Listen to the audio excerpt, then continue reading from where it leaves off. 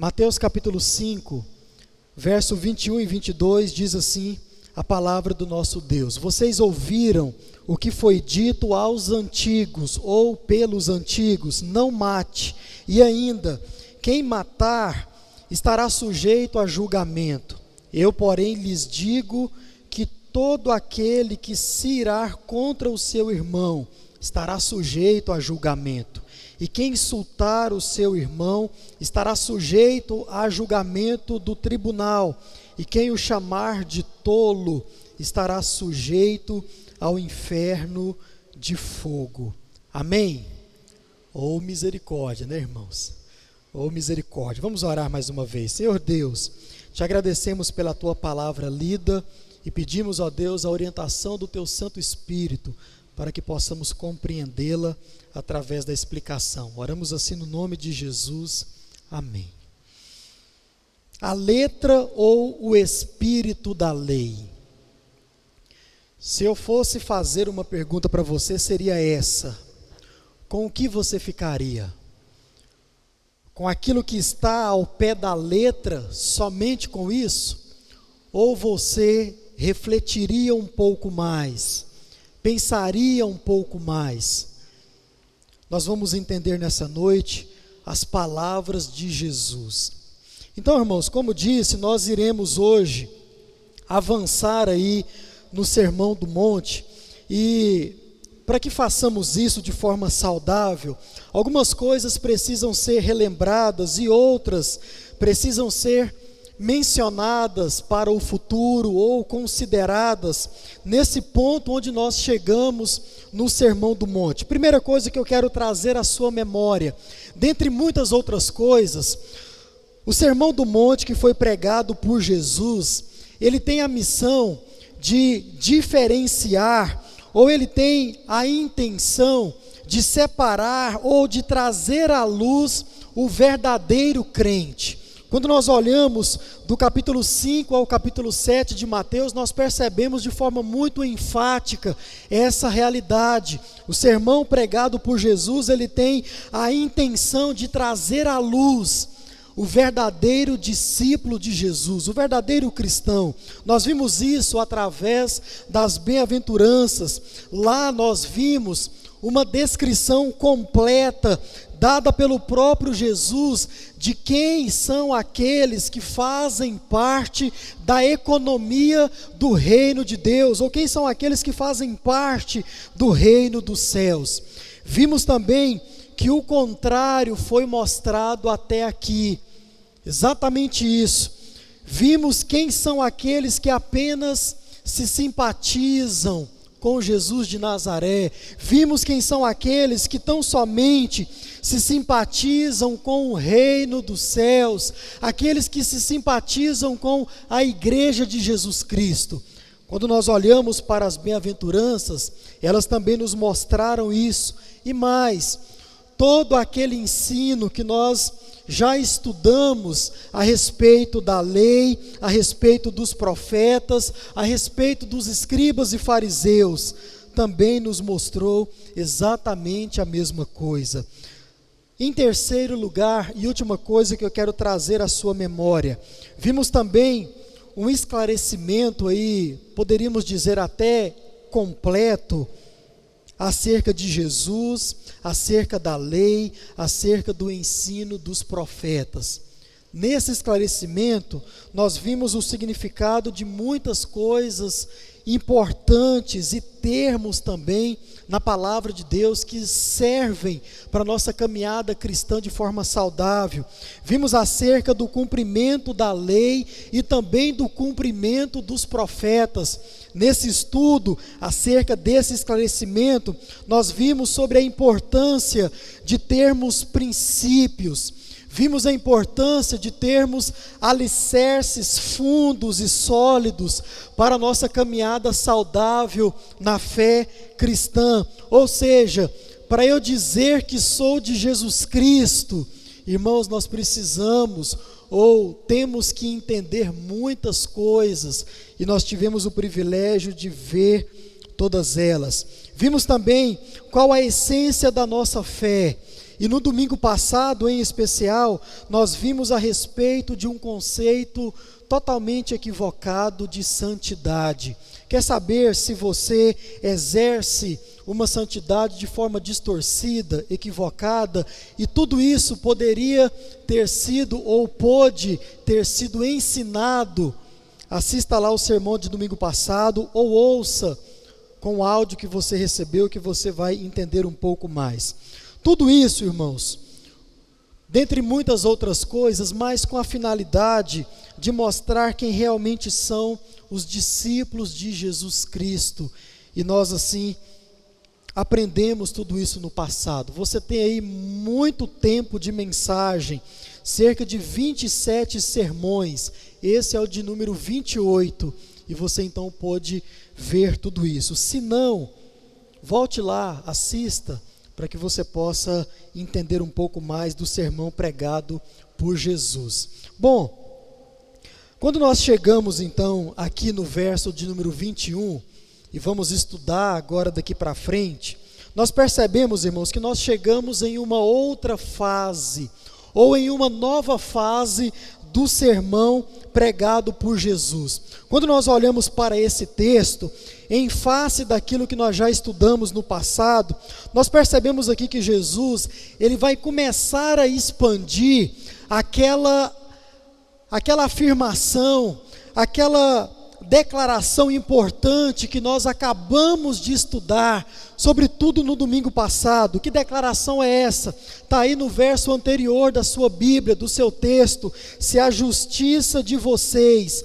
não excederem muito a dos escribas e fariseus, jamais entrarão no reino dos céus. Ou seja, o que nós temos aqui então, ou o que nós teremos a partir de hoje, a partir desse exato momento, até o final do Sermão do Monte, até o capítulo 7, irmãos, a elaboração da prática da justiça, ou da santidade, ou da pureza, que excede aquela santidade dos escribas e também dos fariseus. É exatamente isso que nós vamos aprender a partir de agora. Prometi para você há um tempo atrás que depois dessas bem-aventuranças, desses ensinos a respeito da lei, nós iríamos ver a prática, o que é de fato e de verdade viver em justiça, ou viver tendo fome e sede de justiça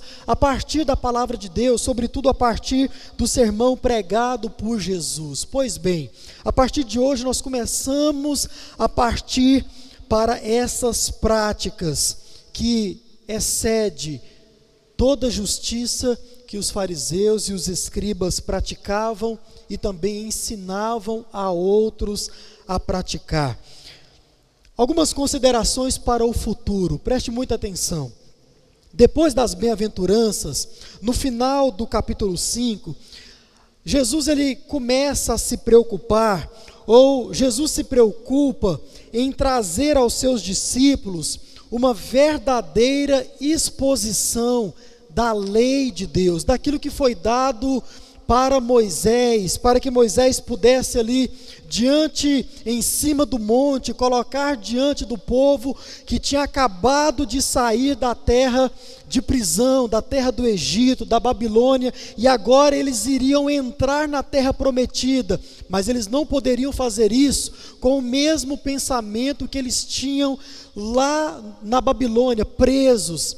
Então Deus coloca para Moisés as leis, e Moisés então ensina ao povo. Abre um parênteses aqui. Disse ontem a alguns irmãos que é desejo meu, depois de terminar essa série, nós a terminaremos no começo do ano que vem, e depois estou em dúvida entre duas séries: pregar para você a carta de Paulo aos Romanos, versículo por versículo, ou então Gênesis, pegar ali até o capítulo 11, a parte da criação, e trazer para você uma exposição saudável, sadia, a respeito de toda a criação. E se porventura eu escolher a carta de Paulo aos Romanos, quando você olhar para o livro de Gênesis, lembre-se disso aqui: Ali é Moisés ensinando o povo como eles deveriam agir agora dentro da terra prometida. Exatamente. A narração de Moisés para o povo de Deus, o povo de Israel, de toda a criação, é o próprio Deus ensinando o seu povo que eles agora deveriam esquecer toda a idolatria, tudo aquilo que eles aprenderam enquanto estavam presos, seguindo o regime da Babilônia, o império que foi levantado contra o Deus verdadeiro. Sempre que você ler Gênesis, leia dessa forma, como algo histórico, um texto que de fato aconteceu para esse fim e outros também. Fecha parênteses. Então, irmãos, nós percebemos aqui no finalzinho, a partir de hoje, que Jesus ele vai se preocupar em trazer essa nova explicação, ou essa verdadeira, melhor dizendo, exposição da lei de Deus. Agora, preste atenção no detalhe, o porquê Jesus faz isso. Ele expõe a lei de forma verdadeira para os seus discípulos, em contraposição àquilo que os escribas e fariseus estavam vivendo e ensinando a outros. Mas, quando você olha para o capítulo de número 6, você vai ver que Jesus ele se preocupa nesse capítulo em mostrar a verdadeira natureza da comunhão para com Deus, da comunhão entre o ser humano, entre o discípulo, para com Deus Todo-Poderoso, Deus Criador.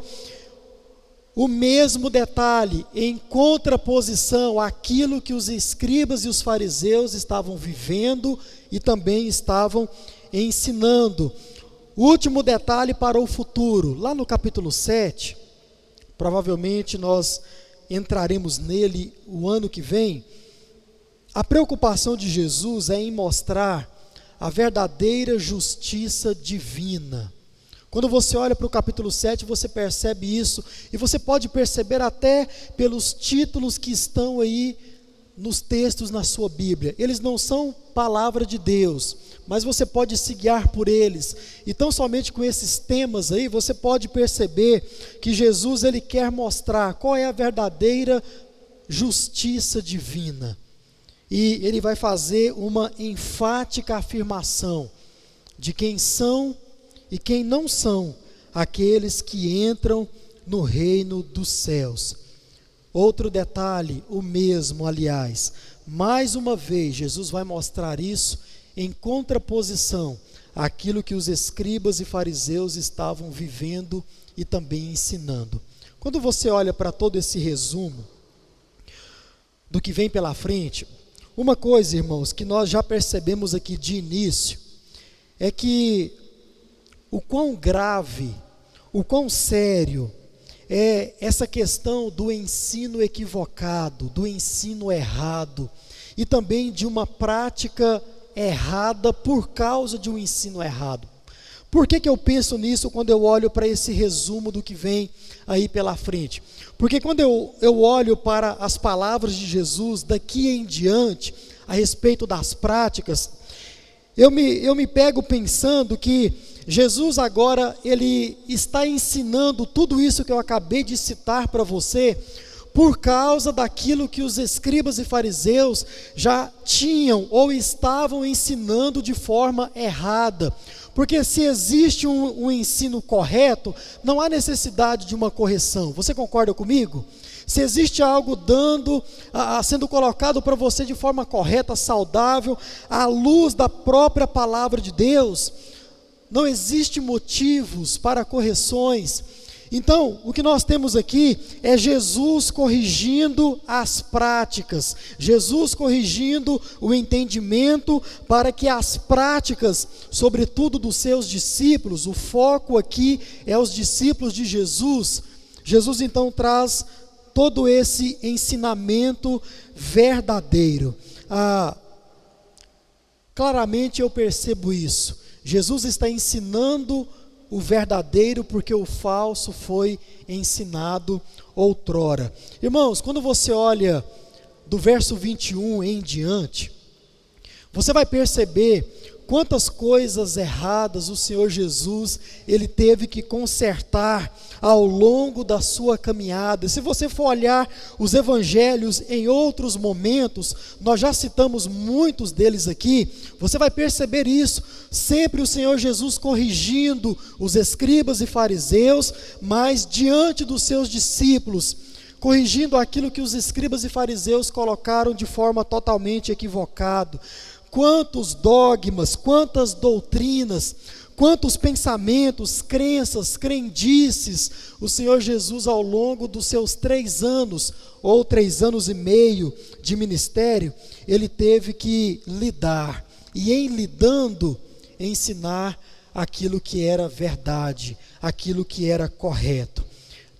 Quando eu olho para tudo isso, eu me pego me perguntando, será que hoje em dia, muitos crentes não estão exatamente dessa forma, com um sincretismo religioso, onde aquilo que praticam porque aprenderam de forma totalmente equivocada? Será que nós não estamos vivendo em um tempo assim, de muitas práticas, é verdade, de muitas coisas em sendo feitas, é verdade, mas como já disse e volto a mencionar, quando você olha para as práticas da igreja universal, ou seja, a igreja de Cristo espalhada na face da terra, irmãos, uma leitura muito específica, você vai perceber, ou talvez nem precisa de uma leitura específica assim, você vai olhar para a palavra de Deus e vai ver uma incongruência entre aquilo que se pratica e entre aquilo que de fato e de verdade está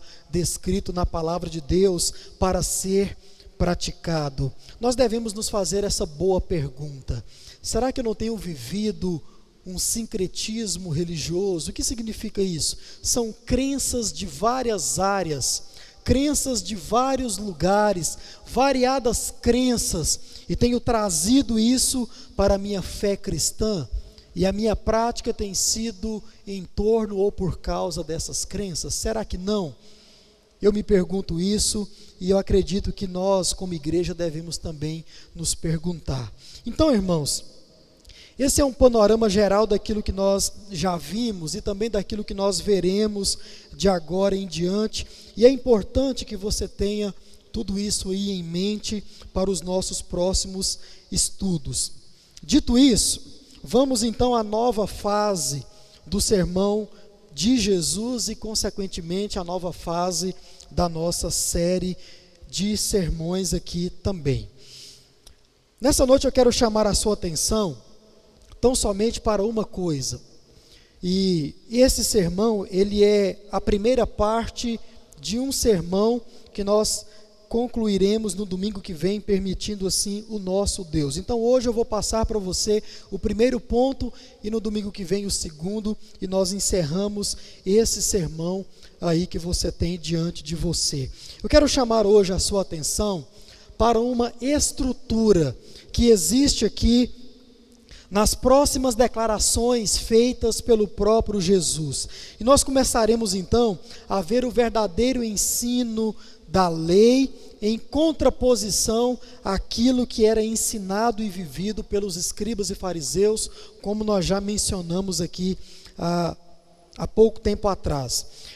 Veja bem, irmãos, olhando para esse texto que você tem diante de você, para o verso 21 e também o verso 22, existem duas declarações feitas pelo próprio Jesus que formam uma estrutura dentro desse ensinamento do próprio Senhor Jesus Cristo.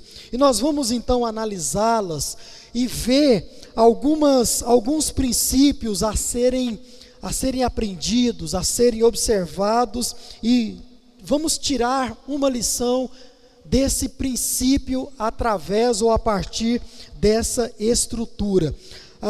Primeiro, a expressão que eu quero que você olhe para ela agora é a primeira frase que está aí na sua Bíblia, e diz assim: vocês ouviram o que foi dito pelos antigos. Vocês ouviram o que foi dito pelos antigos. Irmãos, Quando você olha do verso 21 até o verso 48, na verdade, necessariamente até o verso 43, você pode perceber que por 6 vezes, Jesus ele usa essa expressão. Vocês ouviram o que foi dito pelos antigos. Jesus por 6 vezes menciona essa declaração. E antes de começarmos a tratar uma por uma em particular dessas declarações, vamos fazer isso ainda, eu creio que nós podemos aprender um princípio importante nessa declaração de Jesus e em uma outra também que nós veremos no domingo que vem, que forma e fecha essa estrutura que eu quero começar a colocar diante de você hoje. Vocês ouviram o que foi dito pelos antigos, ou aos antigos, como pode estar em uma outra versão, em especial na King James, a versão muito usada aí pelos americanos. A primeira coisa, irmãos, importante de você entender sobre essa declaração, é que existe até hoje, ouça isso com muita atenção, e vai ser a base de tudo aquilo que nós veremos ainda nessa noite. Quando você olha para essa declaração de Jesus, é importante você entender que ainda existe uma pequena rusga, ou uma pequena rixa entre alguns teólogos, entre alguns pensadores, acerca de algumas interpretações que são feitas sobre essa declaração usada pelo próprio Jesus. Veja bem, alguns intérpretes acreditam que Jesus aqui, quando ele fala essa frase, eles acreditam que Jesus estava se referindo àquilo que estava escrito como lei de Deus, aquilo que era o conteúdo dos ensinos dos profetas, ou seja, alguns estudiosos acreditam que ao falar estas palavras, Jesus estava se referindo ao conteúdo da lei, propriamente dito. Mas irmãos, se isso fosse verdade, o que nós teríamos daqui para frente era Jesus mudando aquilo que já foi dado pelo próprio Deus. Era Jesus de forma muito enfática, própria, alterando, mudando aquilo que foi dado como ensinamento, como mandamento, como regra de prática pelo próprio Deus Todo-Poderoso. Agora, outro parênteses aqui, se fosse assim, poderia ser, porque Jesus também é Deus, e Ele e o Senhor, enquanto Ele estava aqui nessa terra, era um só, tinha o mesmo Espírito, poderia fazer, fecha parênteses, mas não é o caso aqui. E quando nós olhamos então para o contexto de tudo isso que está dito aqui, que nós veremos daqui para frente, nós percebemos que o contexto histórico derruba essa tese de alguns estudiosos, porque Jesus aqui necessariamente, ele não está falando a respeito do conteúdo, mas da forma que estava sendo ensinado esse conteúdo pelos escribas e também pelos fariseus. E para mostrar o que de fato estava acontecendo aqui, nós vamos fazer uma analogia, ou vamos fazer uma comparação com aquilo que aconteceu na Inglaterra no século XVI, entre a Reforma Protestante e o tempo antes da Reforma Protestante. Então, eu convido a você a se teletransportar para a Inglaterra no século XVI, antes da Reforma Protestante, e nós entenderemos então o que de fato e de verdade estava acontecendo aqui quando Jesus disse essas palavras: vocês ouviram o que foi dito pelos antigos. Muito bem, antes da Reforma Protestante, no dia 17 do mês 17 de outubro de 1517, antes disso, a Igreja Católica Romana dominava o mundo, literalmente. E mais, ela dominava o pensamento cristão, ou seja, além da Igreja Católica Romana dominar a política, a economia, dominar também as artes, ela dominava aquilo que se julgava vida cristã. Então, para você viver antes, né, nessa época aqui, você já se teletransportou para lá, para você viver uma vida cristã, a Igreja Católica Romana tinha que aprovar as suas práticas, tinha que aprovar aquilo que você tinha como entendimento de uma vida diante do Senhor. A Igreja Católica Romana dominava tudo, irmãos, tudo. E curioso que tudo isso que ela dominava, uma das suas ferramentas, outras ferramentas eram exatamente o poder, a imposição, mas uma das suas ferramentas era exatamente a missa. Então muitas coisas que eram ensinado por parte da Igreja Católica, era ensinado através da missa. Agora, olha só o primeiro detalhe, toda a missa, e o todo aqui é nos dois sentidos, a missa inteira e também toda missa que era feita em latim só, não se usava outra língua. Lembre-se que nós estamos falando da Inglaterra, mas a missa era feita em latim, tudo era falado em latim, a palavra de Deus era lida em latim para os fiéis. Agora olha só o detalhe, ninguém, a não ser os sacerdotes, entendia latim.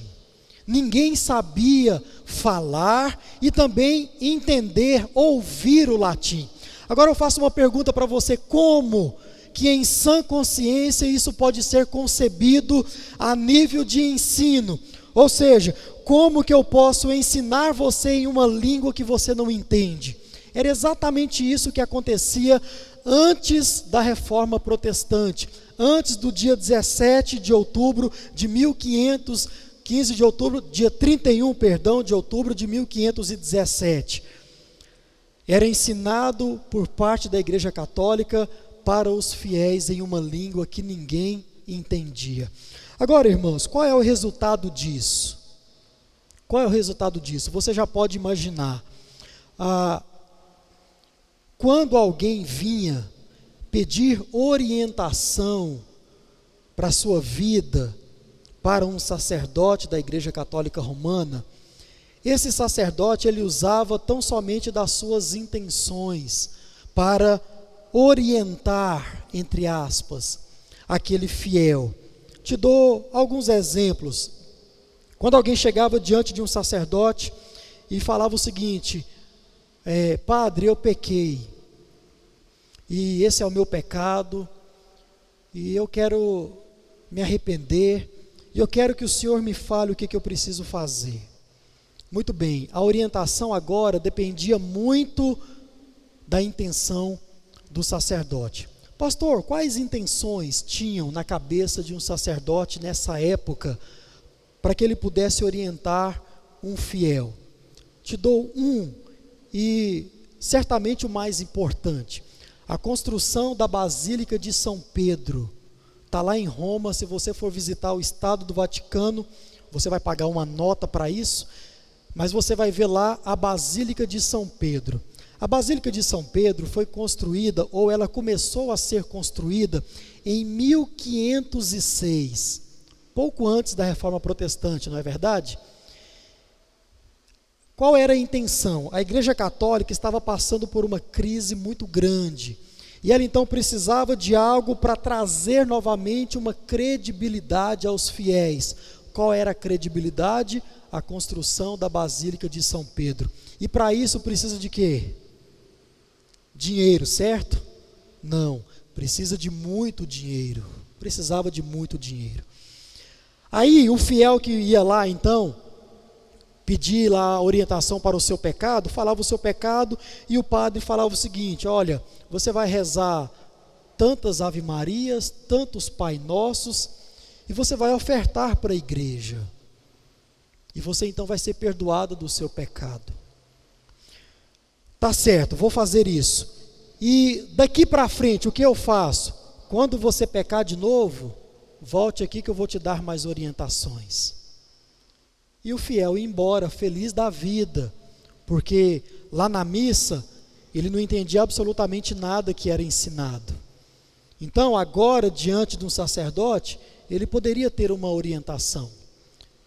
Te dou outro exemplo. Quando alguém vinha por causa dessa mesma questão, construção da Basílica de São Pedro, ao invés do sacerdote ensinar a palavra de Deus, que diz que uma mãe precisa evangelizar o seu filho, e o filho também precisa evangelizar a sua mãe, o seu pai, enfim, em vez do padre, do sacerdote, do padre ensinar exatamente isso, olha, a palavra de Deus orienta que você pode alcançar a salvação somente em vida. Você só tem esta vida para buscar ao Senhor de fato e de verdade. Depois que você morrer, ou depois que o seu pai morrer, o seu filho morrer, não tem como mais. Detalhe, ele até vai ressuscitar, lá na ressurreição dos mortos no Apocalipse. Todos nós vamos ressuscitar, os crentes e os não crentes, mas não mais para o arrependimento, não mais para a salvação. Então somente uns para a salvação e outros para a condenação eterna. Então, em vez do sacerdote ensinar exatamente isso, que é o que está na palavra de Deus, o que é que acontecia? Era-se pegado um gasofilaço como esse, e se corria nas ruas da Inglaterra, cantando o seguinte: enquanto o dinheiro no fundo do gasofilaço cai, uma alma do purgatório sai. Essa era a canção que era cantada nas ruas da Inglaterra e de vários outros locais também, como orientação. Agora, irmãos, quando nós olhamos para isso, nós podemos imaginar o seguinte: você que já foi iluminado, você que já foi tirado as escamas dos olhos, eu nunca cairia numa conversa dessa, não é, irmão Zé? Nunca. Mas, irmão, imagine, você entrava numa missa e não entendia absolutamente nada do que era ensinado. Tudo que falasse para você, você iria fazer. Aliás, estamos tratando da salvação do seu pai que já morreu. Estamos tratando da salvação do seu filho que já morreu, do seu amigo que já morreu. E você que não entende nada da palavra de Deus, tudo que falar para você fazer, você vai fazer. Então, o que é que a reforma protestante fez então? Colocou a Bíblia na mão do povo. E mais, na língua do povo. John Wycliffe traduz então a Bíblia Sagrada do latim para o inglês. E agora todos podem ter acesso à verdadeira palavra de Deus, aquilo que de fato e de verdade estão escritos no livro da vida. E é claro que depois desse entendimento, muitos iriam abandonar, e graças a Deus por isso, e acontece então a reforma protestante do século XVI. Não foi por causa dessa tradução, mas o que aconteceu foi exatamente a mesma coisa. Martinho Lutero se deparando com o texto fiel da palavra de Deus: o justo viverá pela fé. E ele então não se rebela, mas ele quer trazer esse mesmo entendimento para a Igreja Católica Romana, e nós já trabalhamos sobre isso aqui. E ele então, em um dia específico, feriado de todos os santos, onde todo mundo iria à igreja, ele então prega as 95 teses ali na porta da capela de Wittenberg, e então dá início ali à reforma protestante, e louvado seja Deus por isso. Agora, saia de lá da Inglaterra e volte aqui para o nosso texto em questão. Quando nós olhamos então para o tempo na Palestina, onde Jesus disse esta expressão que nós estamos trabalhando aqui, o tempo em questão, irmãos, você deve entender que era exatamente a mesma coisa que se passava aqui entre o tempo de Jesus, a lei, e o tempo dos escribas e fariseus. Veja bem, durante o cativeiro do povo de Deus na Babilônia, no Egito, eles passaram lá 70 anos, 70 longos anos. O povo esqueceu da sua língua original, que era o hebraico. Então, ali na Babilônia, presos, cativos, eles aprenderam e só podiam falar o aramaico. Agora, veja bem o detalhe: depois de 70 anos, quando esse povo volta então para a sua terra natal, para a Palestina, eles não mais conseguem ler as leis na sua língua natal, porque eles não entendem mais nada. E você pode imaginar o que acontece durante 70 anos. Muitas pessoas morrem, outras nascem. Aquelas que nascem, já nascem falando a língua onde estão. Então, quando esse povo todo volta para a sua terra original, eles não têm mais a sua língua natal dentro de si. Por isso, eles não conseguem mais olhar para as tábuas ou para os escritos e ver o que de fato e de verdade estava na palavra de Deus, como mandamento de Deus, como lei de Deus. Então, o que acontecia com esse povo? Eles estavam nas mãos ou eram reféns das interpretações e das intenções dos escribas e dos fariseus. Agora, você, meu irmão, já viu aqui, essencialmente no domingo passado, como era ou qual era a santidade desses homens, como eles viviam as suas vidas diante de Deus e diziam que viviam assim por causa da lei de Deus. Então volte lá que você vai poder entender essa parte aqui que nós estamos explicando para você. Então, irmãos, o contexto já fica muito claro que Jesus aqui, ele necessariamente não está se referindo ao conteúdo da lei, ao conteúdo dos ensinos dos profetas, não, mas sim daquilo que os escribas e fariseus estavam ensinando e dizendo com isso: esta é a lei de Deus. Vem Jesus e diz: vocês ouviram o que foi dito, e agora eu vos digo. Irmãos, quando nós olhamos para essa questão dos escribas e fariseus, nós devemos olhar para isso com muita seriedade. O ensino desses homens não é coisa pequena, sabe? Não é coisa pouca para você não se preocupar, é coisa muito séria, e nós já mencionamos isso aqui. Então, quando você olha para Jesus aqui dizendo aos seus discípulos sobre os escribas e fariseus, quando você olha para esse contexto, você percebe claramente que aquilo que o povo estava recebendo como palavra de Deus, na verdade não era a palavra de Deus coisa alguma, era tão somente interpretações humanas, ideias humanas, conceitos humanos. E isso por causa de uma intenção por detrás. Qual era a principal intenção? Que os fariseus e escribas fossem vistos pelos homens. Jesus mesmo quem disse isso: vocês oram dessa forma para que os outros olhem para vocês e o exaltem. Vocês jejuam dessa forma pelo mesmo motivo. Então não era palavra de Deus. Uma outra coisa que você pode perceber, olhando para esse texto, e olhando também para o mesmo exemplo que nós acabamos de citar aqui, antes da Reforma Protestante, lá no século XVI, na Inglaterra em especial, era ensinado pela Igreja Católica Romana que a salvação ela era efetivada através de algumas coisas, duas: através dos sacramentos e também através da imersão ou da inserção do fiel à Igreja Católica Romana, ao templo, ao edifício. Os sacramentos são 7, eu vou citar 3 para você. Por exemplo, o batismo.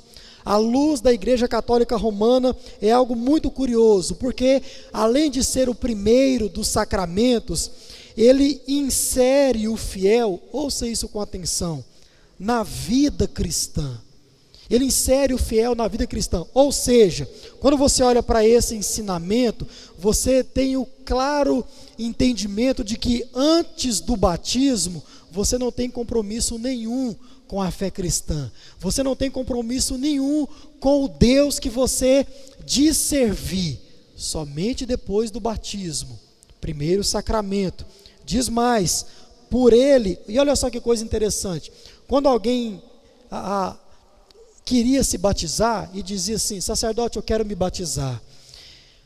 Com esse ato ele estava mostrando que desejava a salvação. O batismo é para isso, à luz da Igreja Católica Romana, ortodoxa.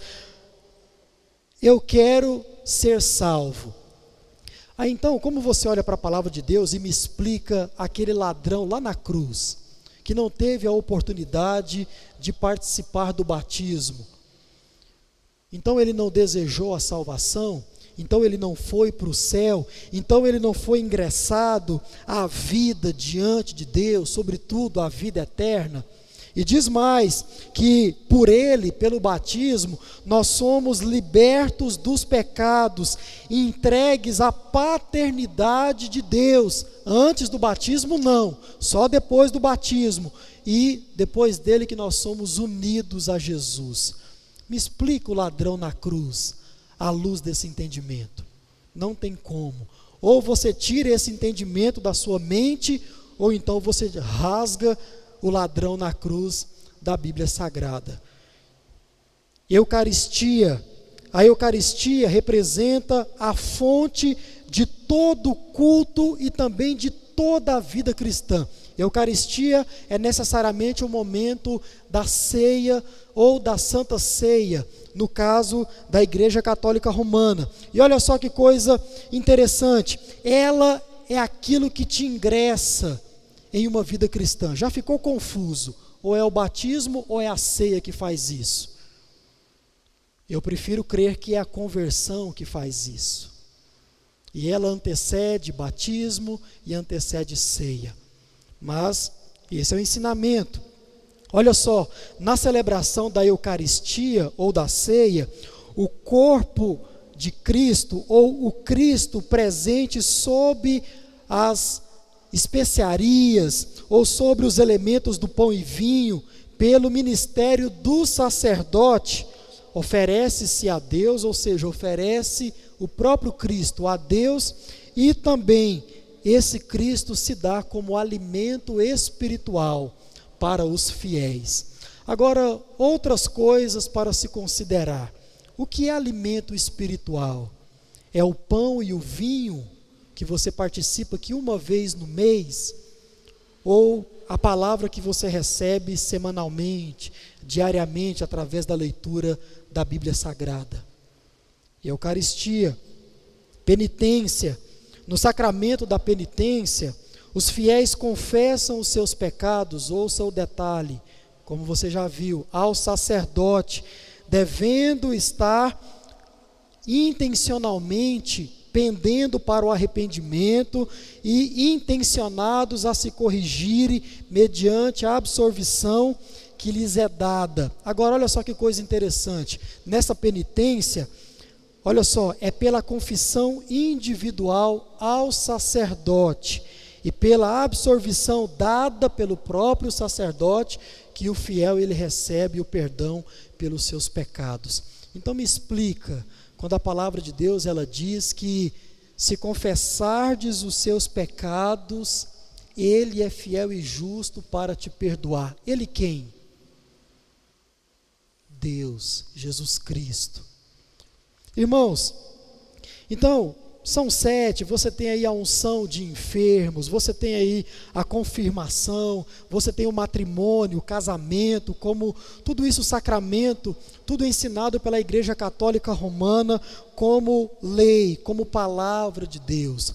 Mas, irmãos, quando nós olhamos a luz das palavras de Jesus, nós entendemos que não é bem assim que as coisas funcionam.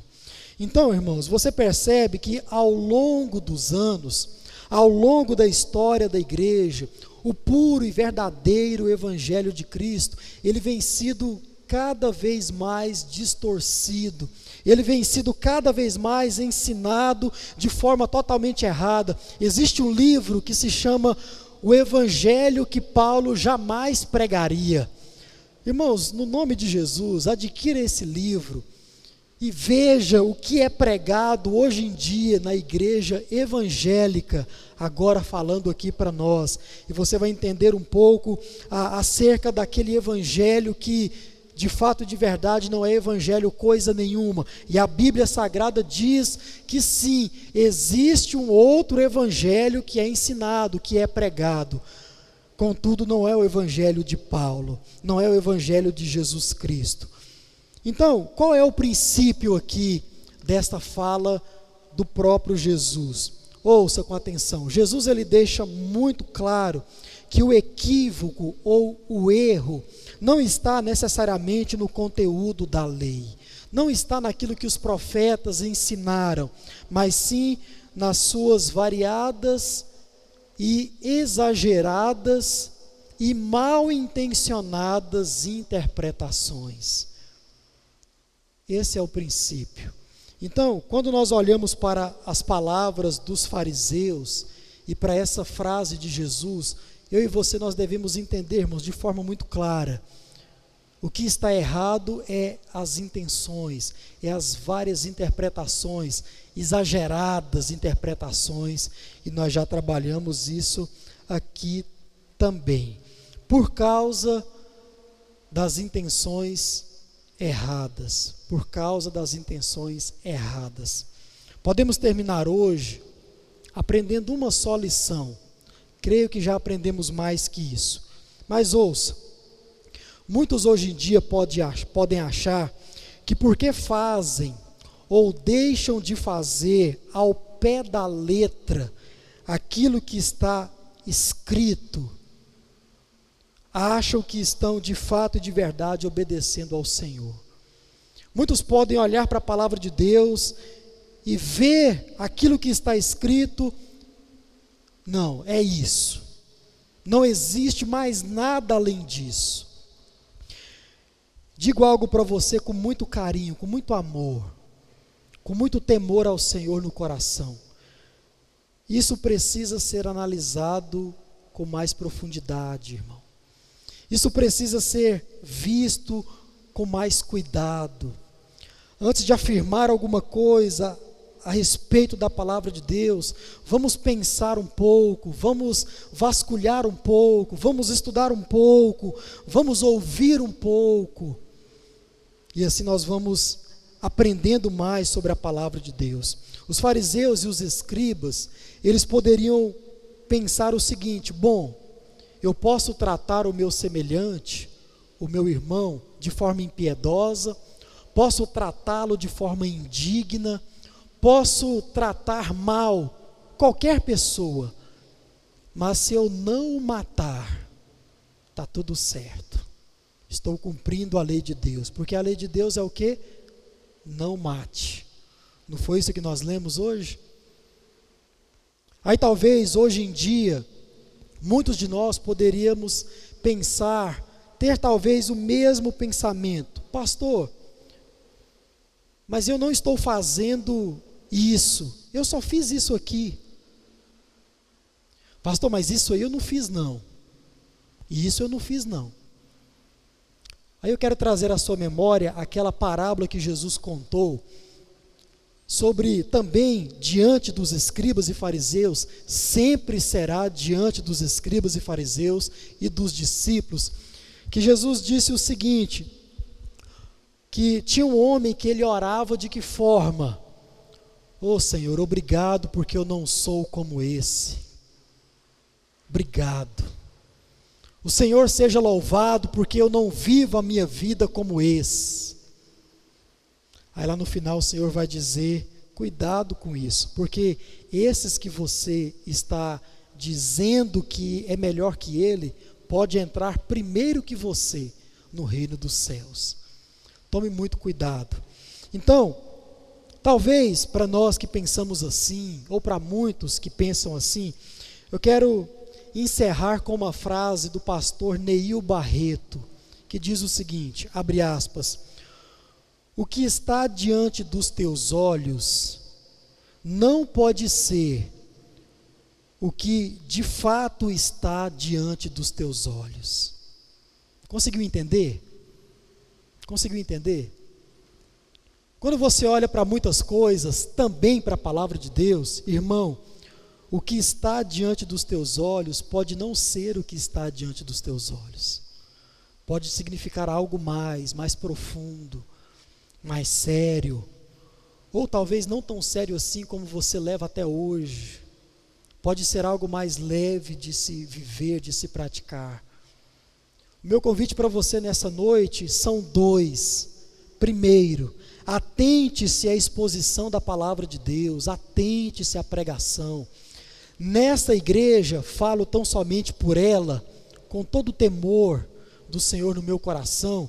Irmãos, a intenção dela é esclarecer para você o Evangelho só.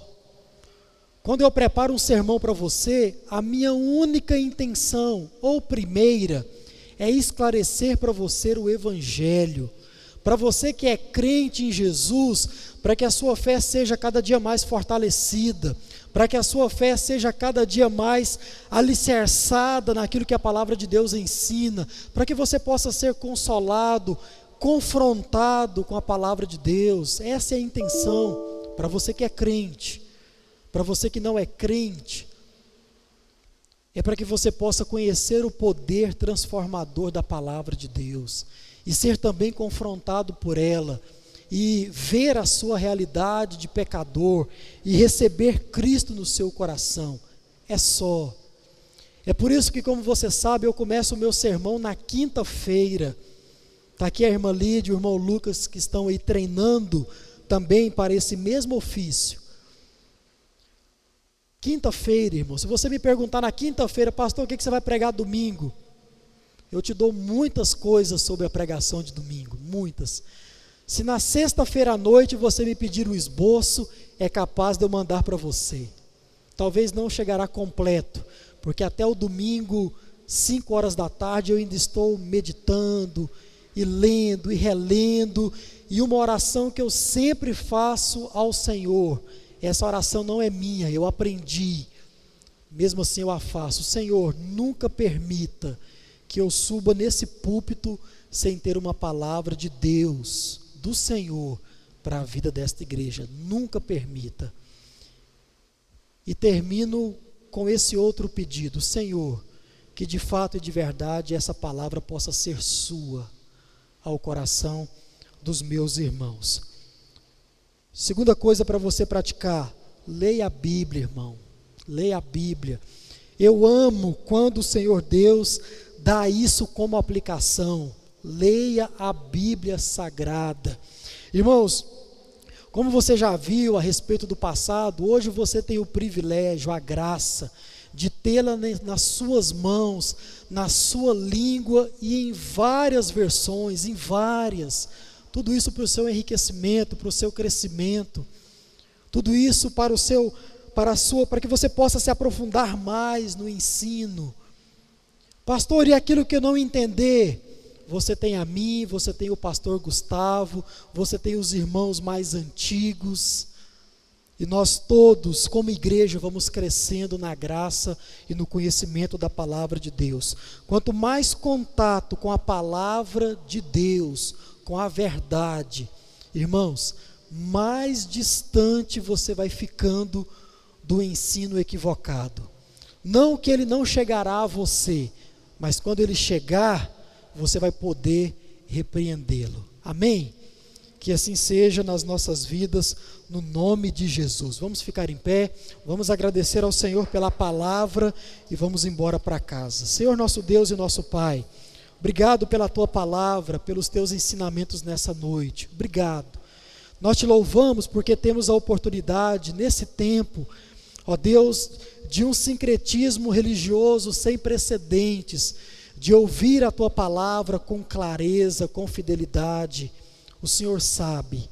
Nós louvamos ao Senhor por essa rica oportunidade, que a cada dia, mesmo, ó Deus, diante das nossas limitações, da minha, sobretudo, que o Senhor possa continuar trabalhando na vida daqueles que ainda têm ouvidos para ouvir a Tua palavra.